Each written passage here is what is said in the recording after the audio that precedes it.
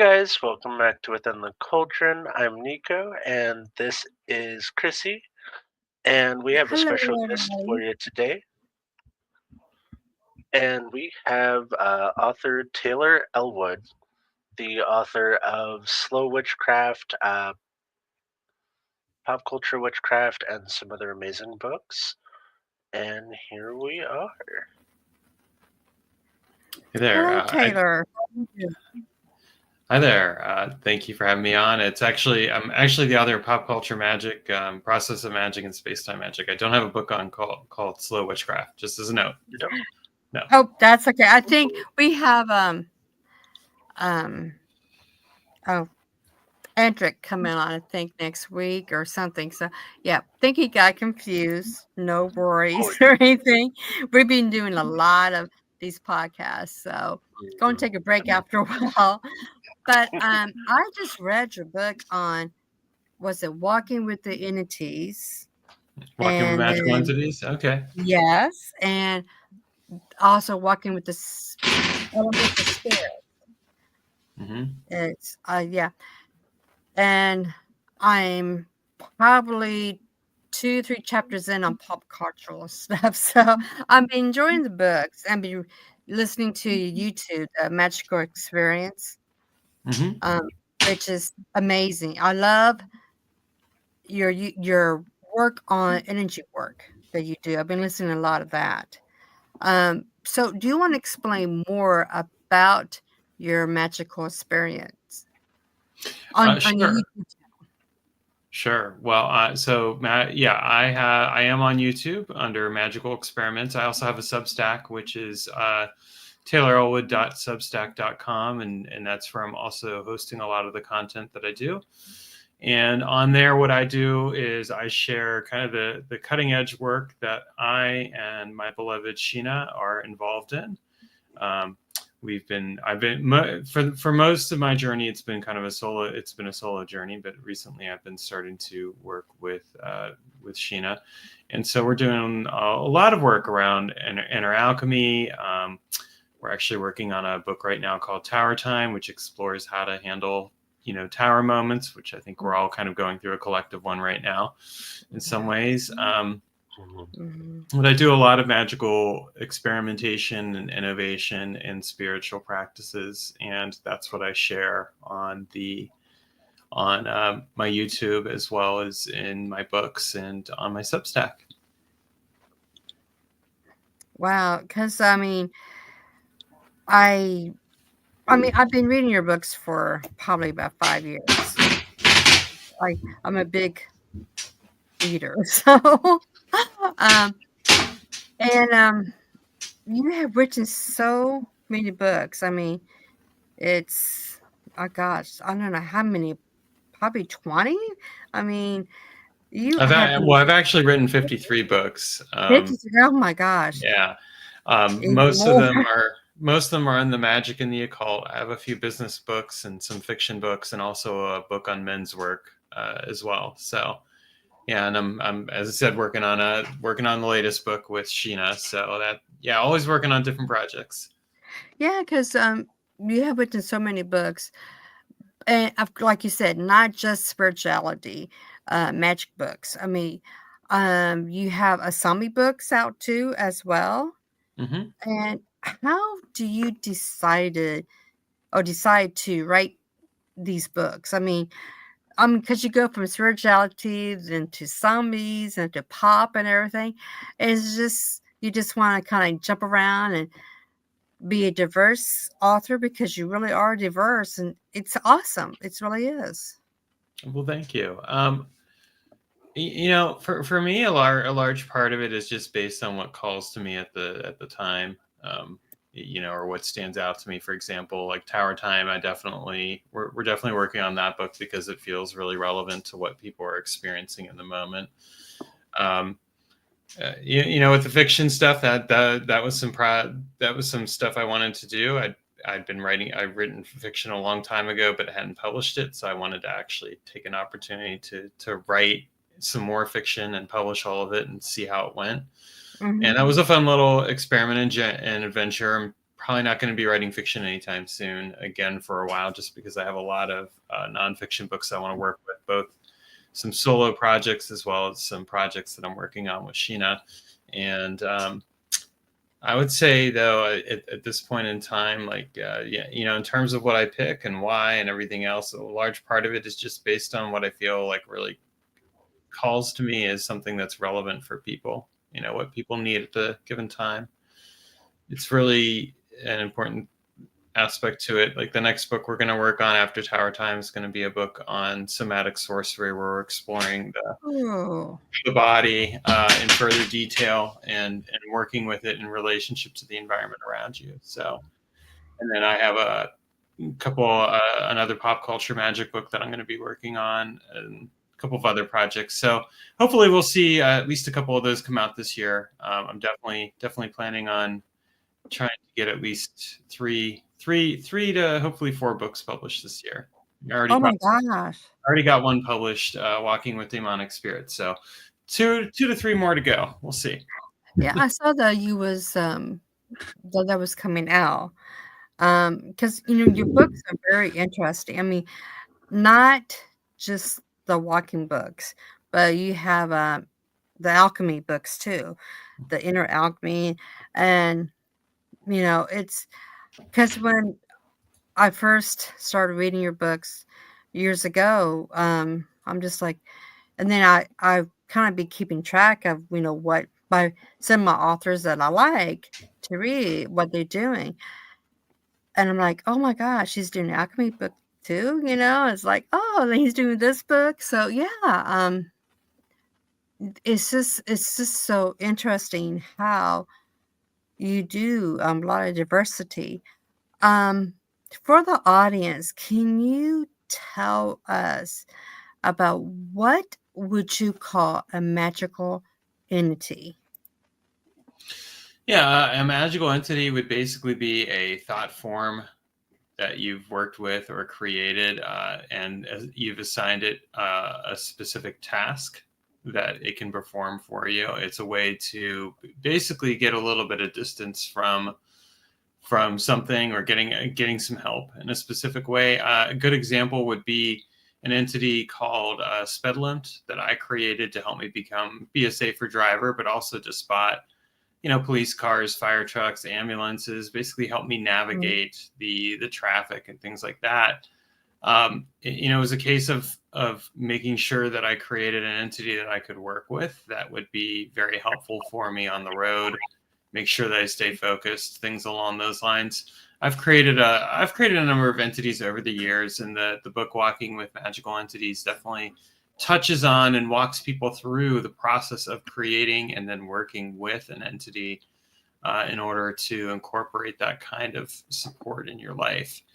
One of the reasons why is because it can be really helpful to remove yourself from the direct equation. Sometimes you need a little bit of objective distance, or you need an entity that can perform a task that might be harder for you to do, but because it's doing it, it can kind of focus and take that on. And that's one of the reasons why it can be really helpful to create a magical entity. Yeah, I 100% agree with you. Yes, on that. With your elemental magic books, now I think that elementals is like first to know, or above anything. Is that how you feel? Because I know you do have the elemental magic book. So do you think that people who is seeking the path, they should know about the elements above anything else first?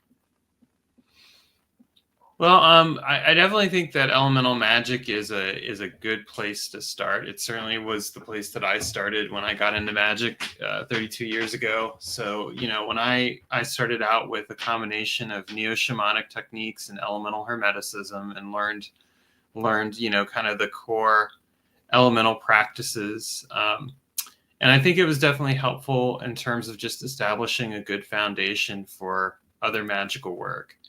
And one of the things that I always like to say to people is you can't really experiment with magic until you have a good foundation in place. So I think it's that I would definitely recommend elemental magic as a good place to start in terms of just getting a solid grounding in how magic works and what you can do with it, and then building from there. There's a lot of good resources out there, including my book on elemental magic, which is which is me basically sharing 30 years worth of work with elemental magic and the different experiments over the years that I've practiced and explored with it. I love it. I have that book too. So Well, thank you. by the time when we keep talking, it's like, oh yeah, I got that book too. Oh yeah, I got that book too. So I got quite a few books. I'm a crazy book person, I guess. Well, I get it. I've got a lot of books myself. You can kind of see it in the background there with the books that I have in my on my bookshelf. So I totally get that. Oh yeah, well, I'm glad. Now I want to touch base because see, we have a coven, and we had this coven for it's still going. I mean, it's over 30 years, and we have sister covens too as well. Oh, So congratulations! well, thank you. So how we teach our covens and sister covens, we teach like a science part of the craft, and then the art and the magic. So we also like to make sure we cover, of course, the elements, yes, but the thought forms too, as well. Now we always try to do the thought forms. What we try to call is like the science part of it, trying to get to empower yourself, get to ground, make sure you know how to ground, meditate really good, all that. Because for us, the way we see it is you have to learn all that before you continue on with the rest of the craft. Now, how do you feel about that? Because I really like to have your opinion on that, if we are doing correctly or not. Well, here's what I'll say. I don't think that there's ever a wrong way or a right way to do something. There are many ways to do it. And I think that's a really important thing to keep in mind, because a lot of times, you will read books and there will be kind of this prescriptive idea as to how you should go about practicing magic or what you should do or not do. And,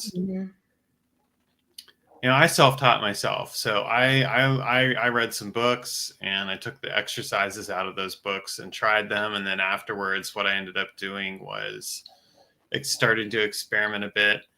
And I real early on, I had a couple people I worked with who tried to discourage that because they were so sure that they knew, But fortunately, I didn't listen to them, and that's a good thing. Good. Because I think a lot of times, it's very easy for someone to say, "Well, this is the way to do it." So, I mean, what I would share with you as far as that goes is, take a look at the results that you're getting, as far as what you're, with how you're choosing to approach that. And if it feels like what you're doing is producing results that are in line with what you want to be learning and experiencing, then that's really the only answer that you need to have. I think the most important thing you can do is trust your own spiritual authority, which is one of the reasons why, like, someone who's written a fair number of books, and I say this a lot in my books, like, question what you read. Doesn't matter who it is, and that includes me. Be willing to make it your own, because just because I have a specific idea as to how something ought to be done doesn't mean that's right for everyone. It just means it's right for me. That's what works for me. And so with what you're doing, I think that's really the key question to explore and uncover is, like, is this producing the results that we want? Is this helpful to the coven members? Is this And ask that with an open mind, and ask your coven members and get their feedback. And if someone says, well, that doesn't quite work for me, you might ask them then, like, well, what would work better for you?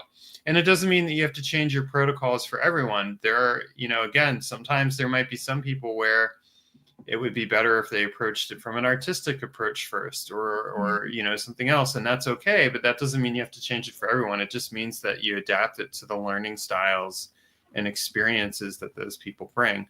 And at the same time, knowing what you already know, if you can kind of look back and say, hey, we've been doing this for 30 years and we've gotten consistent results, trust that. That's really the most important thing that you could do. Yeah, that's what we've been doing. We haven't had any bad feedback or anything. Always had great feedback, though. I just, I just feel like to know yourself first is above most. Really important to know, because as building yourself into the craft, it's your own craft. You can do what you want with it. But I think to know yourself, to see if you're going to continue on through, is very important to do. And I know you do have exercise in your chapters, because I was like, oh, exercise. I was doing the exercise and everything. And, I like it that you do that, because it's kind of like a self-testing yourself as well, and trying to get together with the book as one. You know what I'm saying? You know, and I mean that's really good. Is that something that you just thought of doing, like self exercises in at the end of the chapters, or did somebody suggest it to you? No, I come up with those exercises myself, and I've always incorporated that into my books because I felt like that's an important thing to do. Is that we want people to apply what they're reading about in a practical way. I mean, Right. it's you can read a book and have it up here, but if it's not down here, if it's not something that you're practically applying in a meaningful way, it's not going to necessarily mean the same thing.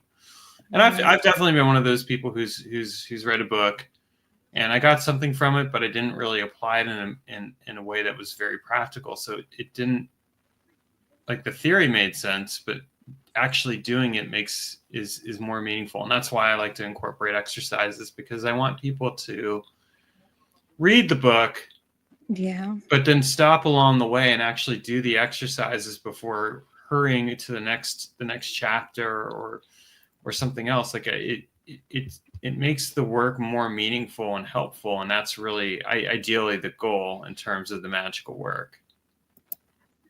Yeah, and I like that, because it just, to me, I have a little bit ADHD here, so to me, it kind of makes me do the exercises and to make sure that I understand what I just read too. And that's very important, because sometimes I can get unfocused real fast about something. I'm kind of like, oh, there's a deer going around or something. So yeah, I really do appreciate how your writing skills are, because there's not too many books that's actually like that, really. And I mean, the books I have read, you don't get exercises like that. So kudos to you for doing that, because I think that's great. And Well, thank you very much. I appreciate oh, that. well, you're welcome. And you say you was more or less self-taught, and which is fine. I got, I was kind of like in between, had a teacher and self-taught too. I always tell everybody, what we teach you, think of it as a lie. Go out and research it, to the truth behind it. So, Right.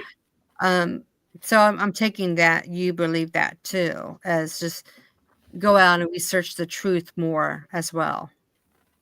I do. I mean, sometimes I'll have people contact me and they'll say, "Hey Taylor, I want to do X, Y, and Z, with this magical ritual. What do you think will happen?" And my answer is always go out and find out for yourself. Like, if you're not sure, like, I mean, I could give you an idea, but I'm not doing that magic ritual.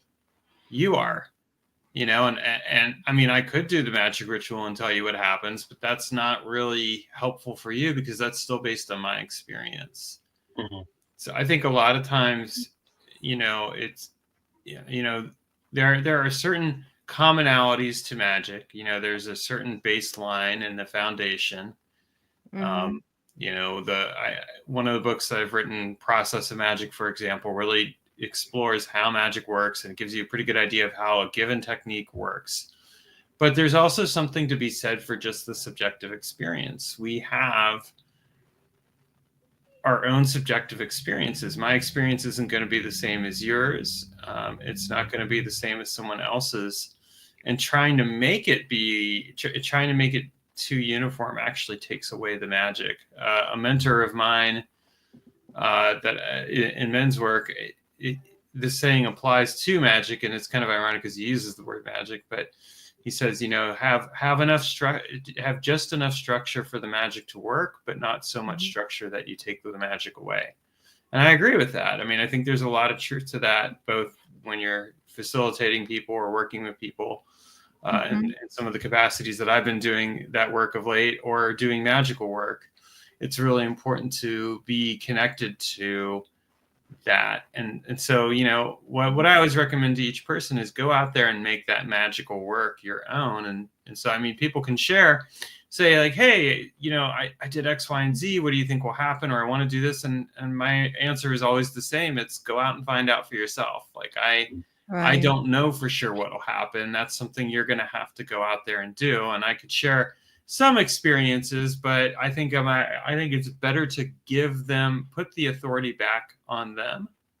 And that's something that I would like to see happen more often in, magic and occult and pagan circles, is where people actually, empower other people to take on their own spiritual and temporal authority in life, because we need to have that kind of authority.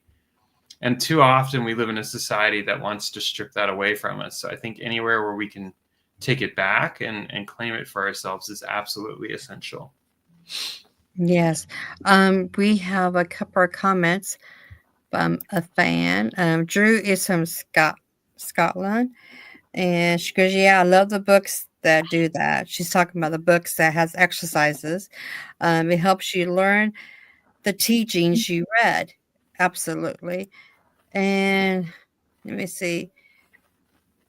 She also totally get that, Taylor. I got to read it out loud to learn it and to write it down. Also talking about the exercises too. That's one thing I like about that as well.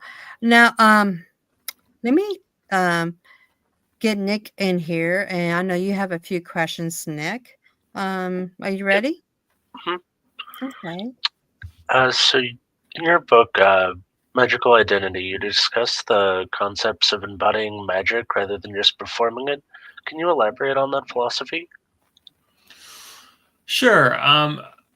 The way that I look at magical work now, especially compared to where I was, I would say 10 or 15 years ago, is that when I talk about embodiment, I'm really talking about making magic be part of your identity, who you are, what you are. So it's not just about doing magic. Like, anyone can go out there and do a ritual, and that can be a very performative activity.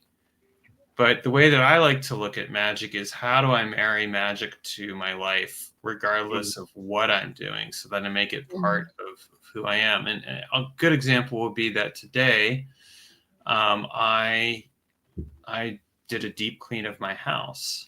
So I cleaned out the gutters outside, and then I worked on cleaning the surfaces and doing sweeping and mopping and vacuuming and all that other stuff. Now, most people are going to think, well, that doesn't sound very magical, but I would say that is a very magical activity. It was about cleaning my home, cleaning out the stagnant energy that doesn't belong there. It's also about showing love and care for the spirits of the home and the spirits of the land. So when I look at magic as an embodiment, I'm asking myself, how do I embody the principles and values that I live by when it comes to my spiritual work and really my life? And a large part of it is learning to let go of the idea that we have to do magic in a performative way. So, there's value in doing ritual. And I would say that most of my magical work, for the most part, is not ritualized anymore at this point. Like I do a lot of art, I do a lot of writing with magic. I incorporate a lot of it into just like what my daily and everyday activities are. And yes, there are occasions where I'll still light a candle. I'll still do some other things. And those are great for setting up a specific aesthetic. Mm-hmm. And at the end of the day, I found that I don't want to do that so much that I'm making the magic external to me. I want it to be something that is channeled and experienced through me. And that's a huge part of the way I approach it. So when I was cleaning my house today, I put a lot of care and work into that. And for me, that was as much about grounding myself as it was about grounding my house and really honoring my relationship with the house, but also my relationship with myself. It was an act of self-care, and that there's a lot of magic to that.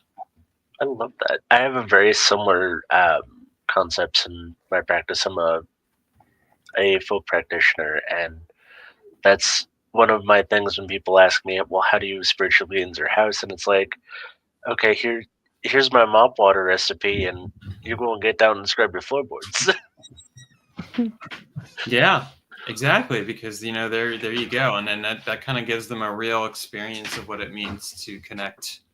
Mm. I mean, and I would say this too, that one of the things that I find sometimes somewhat problematic within spiritual traditions in general, not just magic / paganism, but is the tendency to separate out the spirit from the body. Yep. And when we divorce ourselves from our lived experience, because we're trying to focus on the spiritual, we're actually bypassing our lives. We're bypassing that embodiment. We're bypassing that ability to be fully present. And in a very real way, we're giving away a lot of our spiritual power because we're not allowing it to land in our bodies and in the world around us in a way that is really nourishing and ultimately what brings a sense of safety and connection because we're doing that.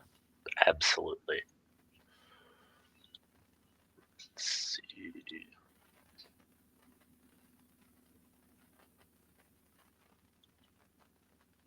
You answered that.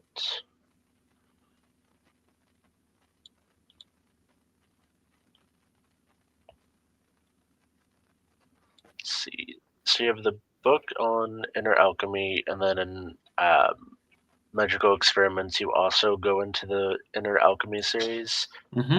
How does that relate to personal transformation? So for me, inner alchemy is really about it's a combination of energetic practices such as qigong, Reiki, but it's also about working through the stress and tension of the body. The things that we hold on to. Sometimes those are emotions. Sometimes those are thoughts. There's other things that we're clinging on to. And then the other aspect of inner alchemy that is really important is the working with the body as a living entity in and of itself. So working with the neurotransmitters, the hormones, the bacteria of the body, and connecting with them in a really conscious way in order to create a conscious relationship with your overall body and that body consciousness. With the work that I do with inner alchemy, it's really about creating a very specific relationship with yourself and the way that you show up with yourself on the microcosm, like in relationship to yourself, so that you can show up in the world around you differently.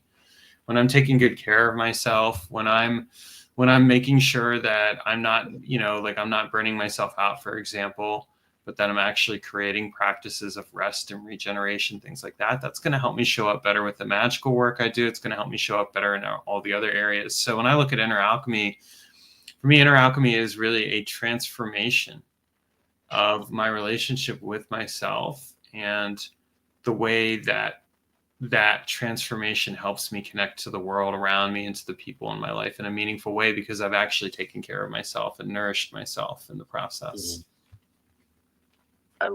I really like that a lot. I always tell people that a broken healer doesn't heal other people very well. They have to fix yourself first. Yes. Yeah, well, and I mean, here's an interesting thought too, like around healing. What if it's not really even about healing? What if it's instead about leaning into our edges and expanding our experience of what it means to be a person? And so instead of treating ourselves, as an example, as something that's broken, we could actually say that we're actually expanding into our experience as a human being and into the growth and potential of who and what we are.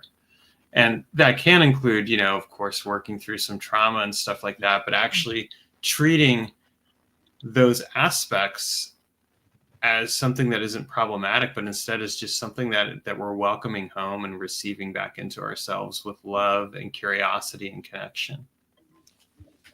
Really like that.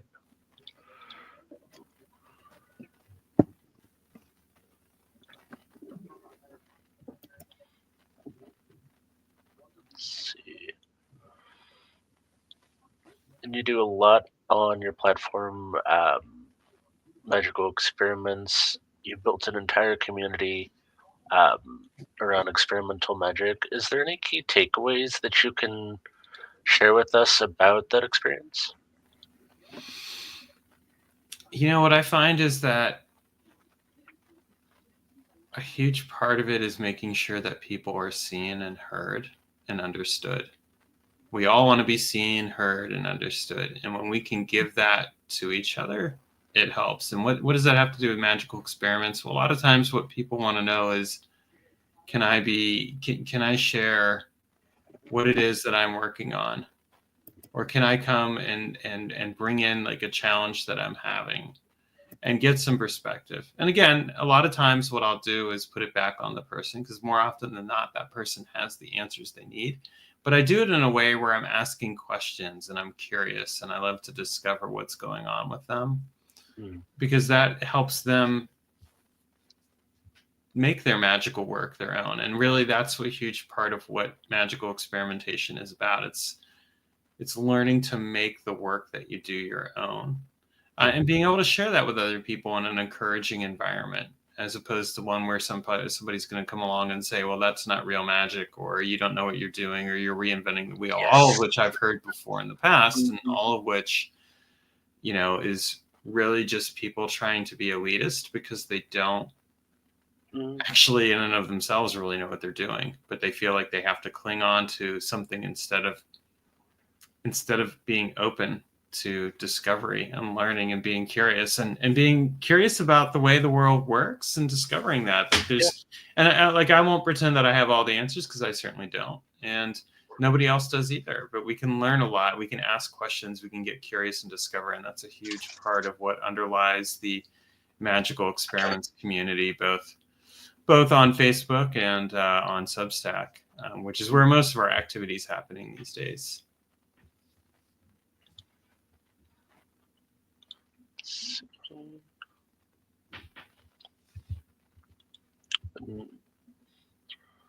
How do you envision the future of magical practices as we evolve through the digital age?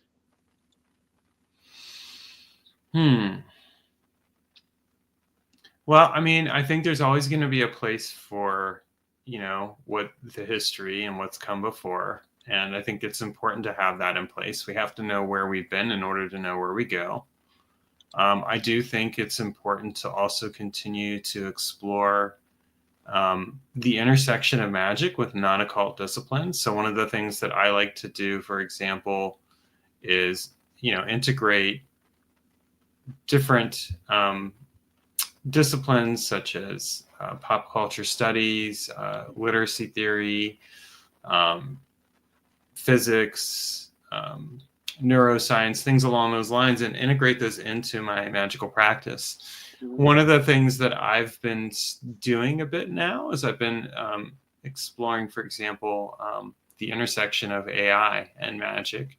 And not necessarily coming up with rituals like some people are with AI, but more like exploring the idea of like how AI can be worked with as an entity of sorts, and what it means to work with AI, and how to work with AI as a source of divination, and incorporate that aspect of like the knowledge that it has access to. How can we take that and turn it into divination?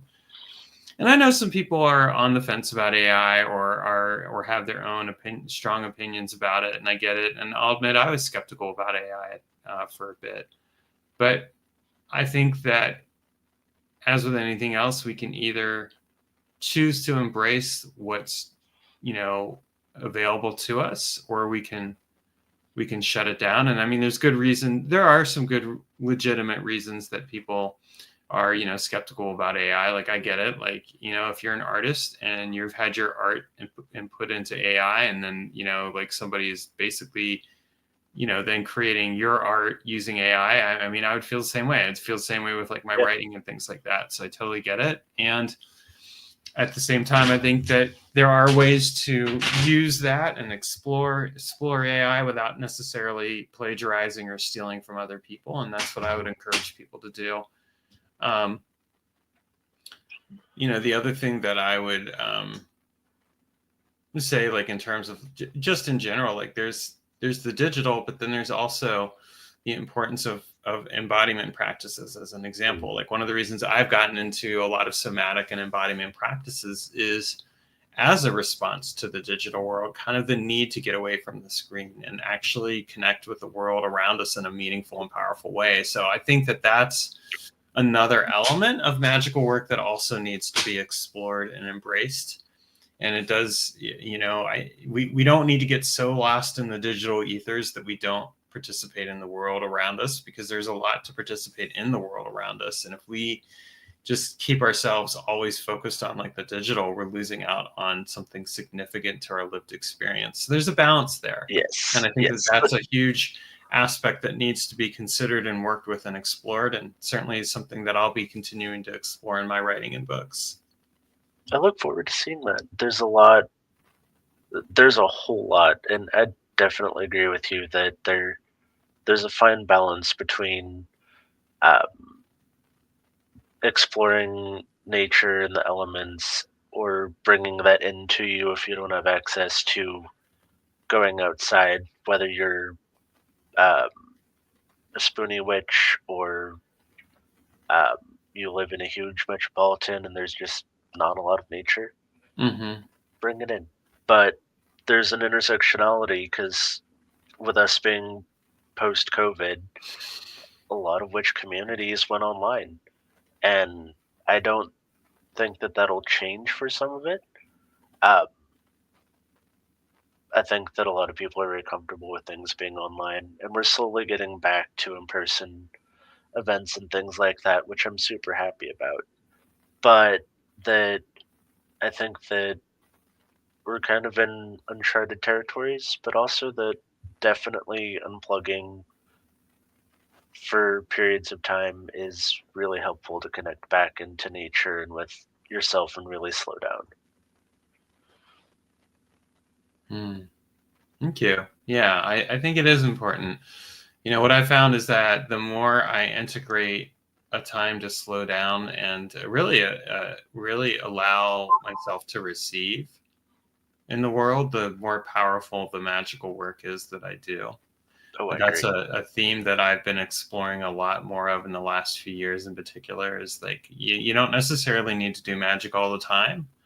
It can be good to have a daily practice and like a commitment along those lines, just for sharpening your skills and taking care of yourself and things like that. But there's also something to be said for doing some magic for a period of time and then just letting it land and receiving it and allowing it to play out. And the more we can do that, the more I think that we actually can get meaningful results that truly transform our lives, as opposed to kind of being stuck in a continual cycle of trying to do something and maybe not necessarily getting where we want to go. And so that's also something that I hope to see show up more in conversation with, and the writings and things that people put out there, because we do live in a very busy world, but that doesn't mean we have to be busy ourselves. Yeah. Absolutely. So what are the new projects you're working on?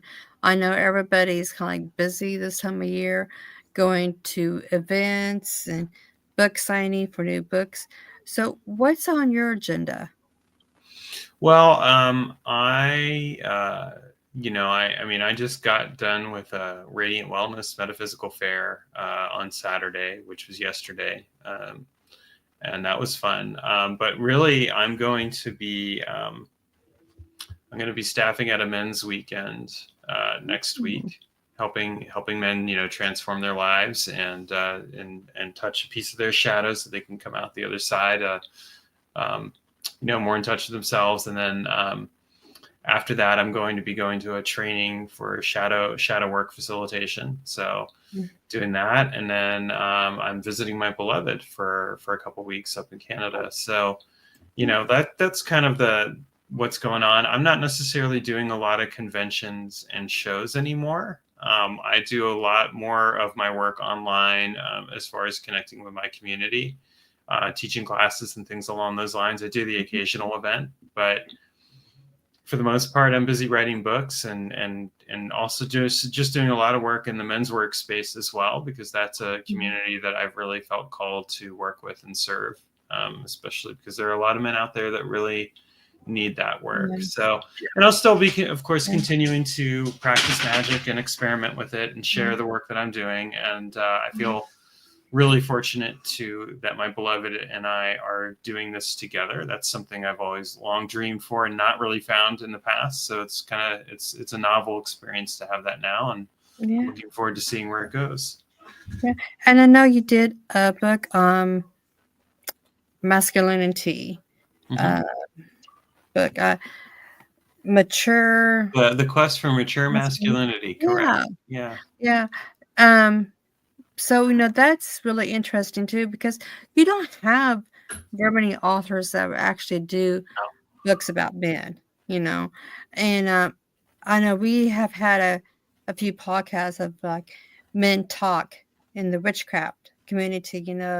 We have Ian Corrigan came on one time, and Mike Nichols that would come in, and they would have a talk with Nico and my husband or some of our friends. So, that's really important, because my husband, I know he always felt like he was left out, because everybody, even our coven, we had like mostly women, just a few men. So he kind of felt left out. And then when he saw these masculinity books come out, he's like, oh my God, thank you for, because it's really important too for the male to get in touch with, the female side as well as the masculinity side and everything. So thank you for that book, because I know that's one of the books that my husband has. Oh, well, thank you. Yeah, I'm glad that he's found that helpful. Yeah, I mean, it is really important. I mean, one of the things that I think is significant is that there are a lot of men out there in general who are definitely needing to do some of the work. And that's not a judgment on them. I've been that man myself in the past, and I think it's important to recognize that and to honor the opportunities for growth and transformation and change that can occur. I feel fortunate enough that I've been able to work with a few different organizations, such as Mankind Project and Sacred Sons, who are helping to bring that work into the world, and of course just doing some of that work on my own as well. And there's definitely a need for it, both in the spiritual, pagan and occult spiritual community, and just in the world at large for men. So, and my hope is really that the work that I put out there and some of the other work that's available, that helps men find a healthy version of masculinity that is mature and empowered and sovereign in a way that is also honors the feminine and creates, hopefully creates a day where we don't need to do such a thing as men's work, because we've been able to kind of unpack and leave the toxic patterns behind for something better. Yes, that's true. Very, very true. Because when I was looking through my books, I'm just like, oh hey, how about this guy here, which was you, and I'm like, yeah, we need him on the podcast because he has some cool stuff. And a lot of books. I mean, How long does it take you to do a book?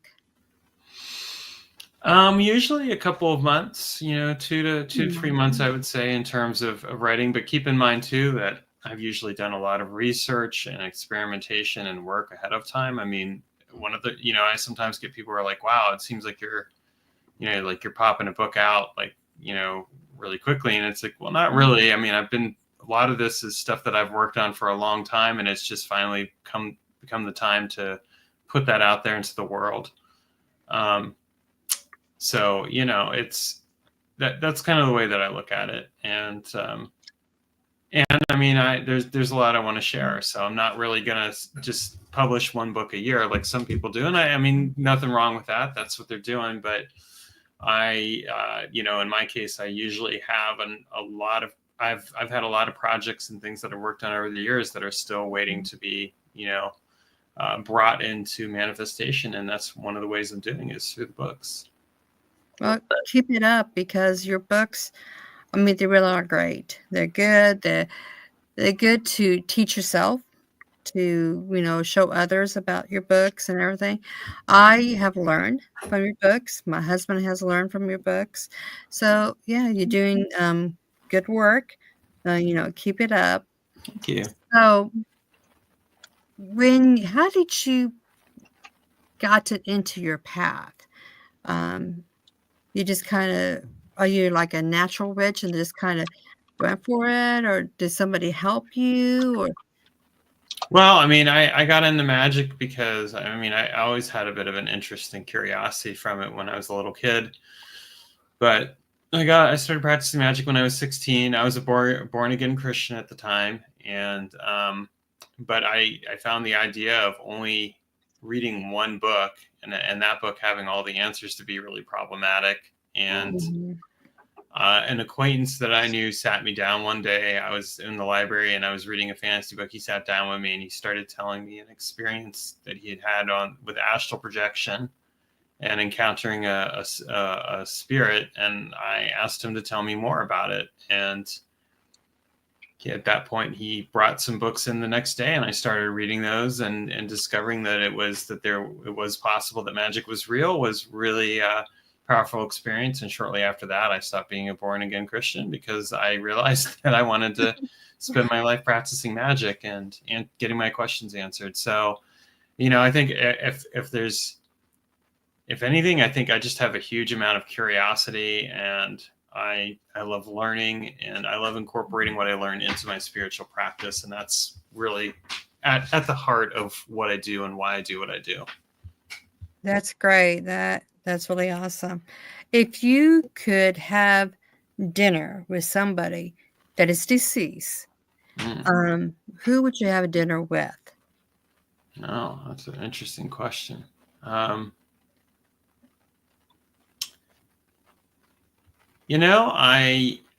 If I could have dinner with anybody at all, I would probably try to have dinner with Nikola Tesla. It would be really interesting to have a conversation with him and kind of learn some of his thoughts and ideas and the way that because he seemed to have a really unique way of looking at the world in terms of things. And I like connecting with people who have unique ways of looking at the world. Wow. Great. Yeah. I would agree. Didn't mean to put you on the spot there. I thought it was just like, fun question to ask at times. Oh, yeah. But you have so many books, and I mean, we can go on and on because, I mean, you are so, how can I say it, beyond years intelligent. I mean, you are. I mean, I know when I saw the pop culture book, and I'm like, Taylor with this book, and I was like, oh, this is very interesting, But after I started reading it, I was like, wow, that's pretty cool. Can you explain a little bit about that book in your own words? That was my first solo book. I wrote it because I had started practicing pop culture magic in the late 1990s, mid to late 1990s. I would watch some TV shows or read some books, and I would ask myself if there was a possible way to turn some of what I saw or read into a magical technique, or if it was a way to connect with the spirits and or the pop culture characters as spirits. And so I started to come up with some different practices and explorations around that, using what I knew at the time to help me structure and create the pop culture magic workings. And what I found is that with pop culture, that or with magic rather, that you can swap out a lot of the what I'll call the aesthetics, the things that aren't absolutely essential. You can swap a lot of that out with different things and still have a magical working that's sound and workable, as long as you have a solid foundation in place. And so that's what Pop Culture Magic and the other two books, Pop Culture Magic 2.0 and Pop Culture Magic Systems, explores, is how to create viable systems and viable pop culture magical practices and get meaningful results, as well as doing that with the pop culture that you love. I'm really proud of that book. It's a book that I've had some people share with me at different times, that they hadn't felt like what they were doing was real magic, or they'd been told it wasn't, and then they read that book and it told them that, like, oh, hey, there is that what I'm doing here actually is meaningful and purposeful for me, and I don't have to necessarily let what someone else tells me dictate what my magical practice is. And I think that's really important, because a lot of times we do get told by people that might be well-meaning or maybe not, as what they think magic is or isn't. And again, each person's path is their own. So I think that pop culture magic is a viable way to go about doing that. And that's a bit about that book and that series and what it is. That's pretty awesome. So one last question: your new book. Mm-hmm. Why don't you tell the audience what that book is all about? Sure. My newest book is Walking with Daemonic Spirits, and it is a book about working with spirits of wisdom. So I'm referring to the root word of daemon, Daemon. We, of course, a lot of times when people hear that word, they might think of demons or demonic magic, and it is kind of based around that, but it is the idea of working with spirits of wisdom and creating collaborative, respectful relationships with them. I walk people through my particular system for doing that and how you can work with those spirits. It's a really wonderful book. I'm very happy to have it out there. And if you're looking for an alternative approach to how to work with demonic spirits in a way that's respectful and actually very transformative, I highly recommend getting that book and checking it out. It's available on Amazon, on Barnes & Noble, and other sites. And also, you can also order it direct from me. Wow, that's cool. I might have to order that book. Amongst put on my list. I got a large list, but I love to read. Well, I just want to say thank you, Taylor, for coming on. Very interesting. You have done such great books, really. And I'm looking forward to the new book. And I wish you the best with Sheena. Yep. Yeah. And you'll be waiting for that book too when you guys get done with it. So, but I just want to say thank you very much for coming on. Many blessings to you. Just hold on for a couple of minutes while we tell everybody to subscribe, share, and like. And we see you on the next episode of Within the Cauldron, where mysteries and secrets lies within. Thank you, everybody, for joining us tonight. And blessed be. Great Goddess, I am so thankful to have you guiding me, protecting me. I am so thankful to have you guiding me, protecting me. I am Great Goddess, I am so thankful to